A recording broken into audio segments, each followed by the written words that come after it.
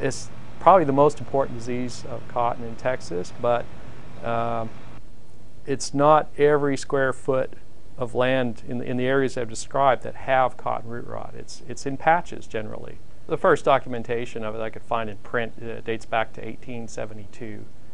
And I think that coincides when they started growing cotton in the Blacklands area where the disease was. But there was always activity since the early 20th century with cotton root rot research done by plant pathologists. There were a lot of new fungicides that were on the market, and some of them are already labeled on cotton. So we figured, oh, this would be an easy route just to start to continue the screening program and look for other compounds that not only would work against cotton root rot, but would have a good chance of being labeled by the companies.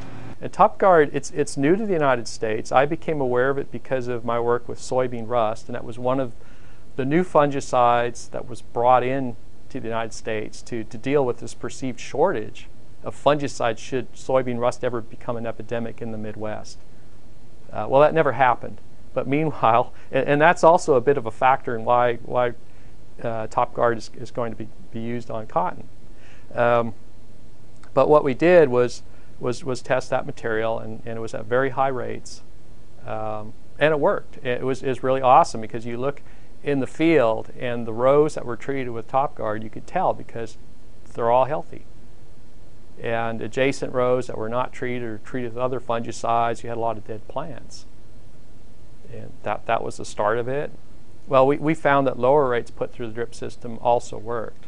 But the biggest advance, since not everybody has drip irrigation, was finding that we could put it out at planting, right in the seed bed as an in-furrow application, the same way the fertilizer is put out.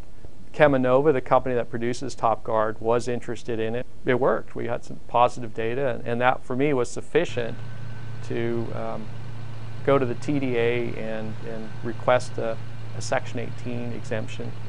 So we did that, and now here we are in 2012. It's been granted, and growers have it in their hands.